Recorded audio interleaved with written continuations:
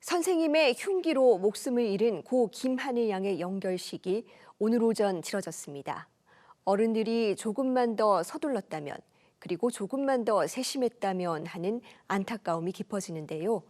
정부와 국회가 뒤늦게 일명 하늘이법을 통해 제도 개선에 나섰지만 이 법제화 이전에 먼저 고민해야 할 점들이 많습니다. 먼저 영상부터 보고 오겠습니다.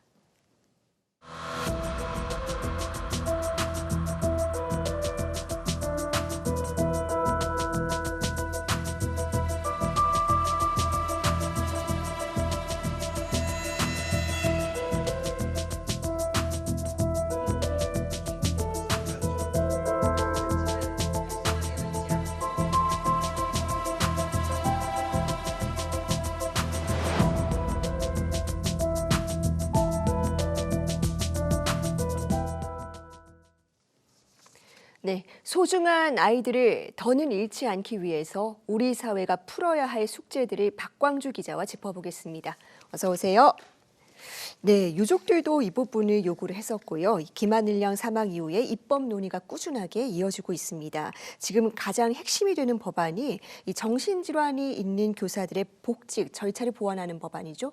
네, 그렇습니다. 질병으로 휴직했던 교원이 복직할 때 이를 살피는 질환교원심의위원회 이게 있는데 이게 가장 많이 다뤄지고 있는 법입니다.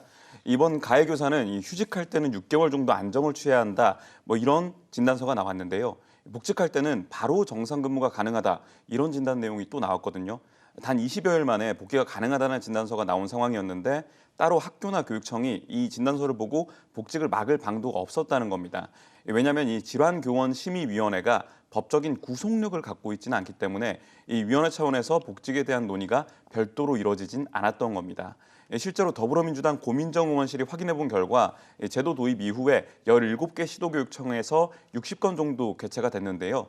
서울, 세종, 전남, 제주, 울산의 경우에는 단 한 번도 이 위원회가 열리지 않았습니다. 가장 많이 개최한 전북과 경남도 각각 13번, 12번에 그쳤고요. 인원이 가장 많은 경기도도 2023년에 2번, 지난해에 3번만 열렸습니다. 그리고 이번 사건이 일어났었던 대전교육청에서도 2012년에 한 번, 2019년에 한 번, 2020년에 한 번, 단 3번만 열렸습니다. 그래서 이 사건이 알려지자마자 국회 차원에서 입법 논의가 시작된 것도 바로 이 질환교원심의위원회입니다. 가장 먼저 법을 낸 국민의힘 고동진 의원의 안은요. 이 의사의 진단서, 학교장 의견서 등 의료 전문가 의견서와 이해 당사자의 의견을 들어서 객관적인 청취를 하겠다는 안인데요. 또 의무 조항은 아니지만 필요하면 의료 전문가, 법 전문가, 관계자들이 참석해서 이 교사가 복귀할 수 있는 상황인지 면밀하게 검토할 기회도 가져보자는 내용을 담았습니다. 이 위원회 구성은 대통령령으로 결정하게 그렇게 법안을 만들었습니다. 더불어민주당 고민정 의원도 똑같은 법을 만들었는데요. 이 위원회 구성에 정신건강의학 분야 전문가 2인 이상을 위촉위원으로 포함해야 한다. 이 내용이 담긴 게 특징입니다. 이 전문가마다 판단이 다를 수도 있기 때문에 2명이 넘는 사람의 의견을 반영하는 게 좋겠다는 취지를 담았다고 합니다. 또 김문수 의원도 이 질환교원심의위원회 법안 발의를 준비 중인데요. 구체적으로는 위원회 구성에 의료인 외에도 학교 구성원이 포함하도록 하는 내용입니다. 동료 교사랄지 학교 내부 관계자가 이 교사가 휴직 이전에 학교에서 어떤 상황이 있었는지 이런 것들을 잘 아는 사람들이기 때문에 이 사람들의 의견도 들어봐야 한다는 취지인데요. 이 학교 구성원에는 학생이 포함될 수도 있다 보니까 우려의 목소리도 나오고 있는데요.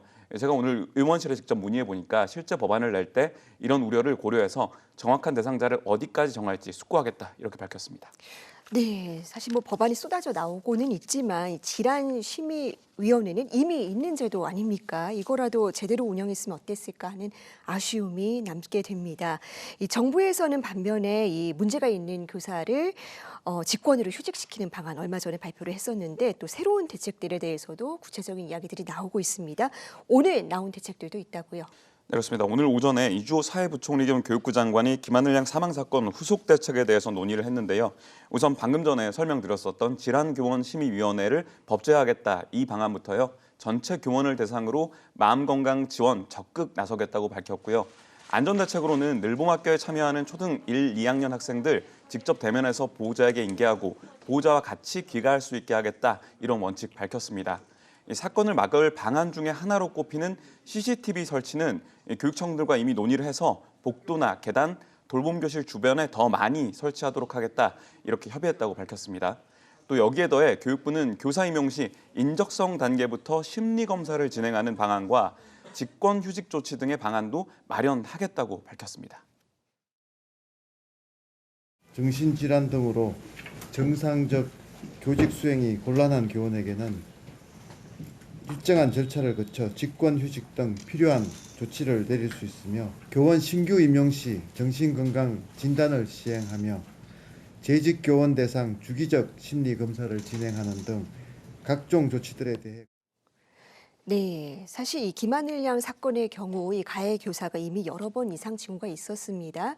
그래서 학교에서 교육청에 보고를 했었고 교육청에서 나와서 분리하라고 권고한 바로 그날에 김하늘 양이 희생이 된 건데 이런 절차를 좀 줄이기 위해서 학교장 판단으로 또 교육이 어려운 교사를 휴직할 수 있도록 하는 법안도 나왔다고요. 네, 그렇습니다. 폭력이 일어났을 때 바로 문제교사를 분리할 수 있는 직권 휴직이 필요하다 이런 목소리 계속 나오고 있거든요.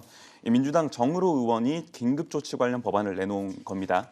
이 복직한 교원에 대해서 학교장이 질환이 악화돼서 교육 활동에 심각한 지장이 우려되는 경우에는 본인 의사와 상관없이 한 달에서 6달까지 휴직을 신청할 수 있게 하는 내용입니다. 또 이번 사건을 다시 들여다볼 필요가 있는데요. 이 가해 교사가 동료 교사의 팔을 꺾는 폭력적인 행동을 한 바로 다음 날인 지난 금요일에 학교가 교육청이 이 교사를 학교에서 분리해야 한다고 요청을 보냈다고 해요. 또 주변 교사나 관리자도 이 문제를 정확히 인식하고 바로 교육청에 알린 건데 주말 지나서 월요일에 교육지원청에서 현장 조사 나왔고 휴직 등의 분리 조치를 권고했습니다. 교감 옆자리에 이 교사를 앉게 하는 등 조치도 취하게 한 건데요. 문제는 이 조사가 있었던 월요일 당일에 오후에 또 참변이 일어난 겁니다. 동료 교사 폭행 이후에 휴일을 포함해서 불과 4일 만에 일어난 일이었습니다. 혹시나 학교장 차원의 직권휴직 요청이 가능했더라도 행정 절차 시간을 다 고려하게 된다면 만약 이런 법이 있었어도 시간이 충분했을까 좀 의문이 드는 부분이 있습니다. 또 휴직 결정을 학교장 개인이 교육청에 요청할 수 있는 권한과 의무가 명시적으로 더해지게 되거든요. 그러면 이 법이 실제로 통과하게 된다면 교육 공동체에서 협의와 신뢰 구축을 충분히 해야 또 안정적으로 이 법안도 일어날 수 있을 것 같습니다. 네, 보완할 점들이 여러 가지가 있는 것 같습니다. 그런데 사실 저는 이 교사 이력을 보고 깜짝 놀랐거든요. 많은 분들이 그러셨을 텐데 교육감 표창에서 상도 여러 번 받았고 별다른 민원도 없었고 이 서류만 본다면 단지 우울증을 앓았다고 해서 분리를 할 수 있었겠느냐 하는 의심이 들고 또 반면에 또 우울증을 앓고 있는 교사들이 굉장히 많은데 또 혹시 모를 불이익을 받을 수도 있지 않겠느냐 싶기도 하고요. 이 하늘이법 여러 가지가 나오고는 있지만 우려의 목소리도 쏟아지고 있죠. 네, 그렇습니다. 전국 교직원 노동조합은 이 정신질환을 이유로 직권휴직 조치가 막 이루어지게 된다면 자칫 이 제도가 오남용될 수도 있다 이렇게 지적하고 나섰습니다.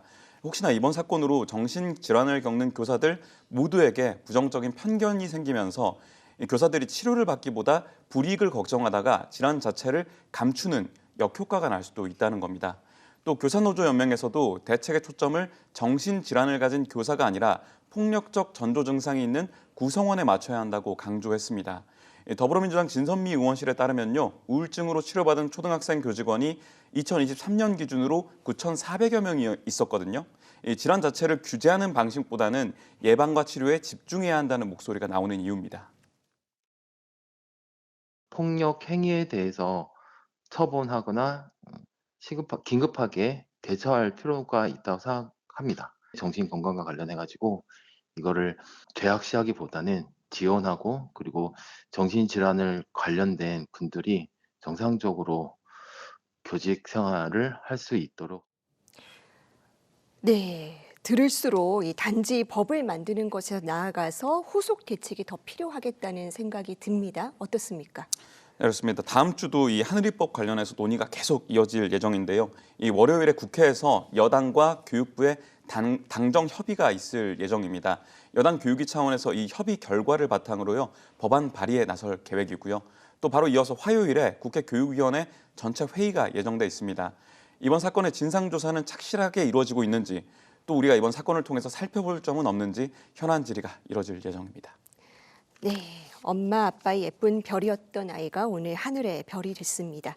지금이라도 뭔가를 만들겠다는 그 노력도 중요하겠지만 더는 이렇게 아이들의 이름을 딴 법을 만들 필요가 없도록 신중한 점검과 대책이 마련되길 바랍니다. 박광주 기자 잘 들었습니다.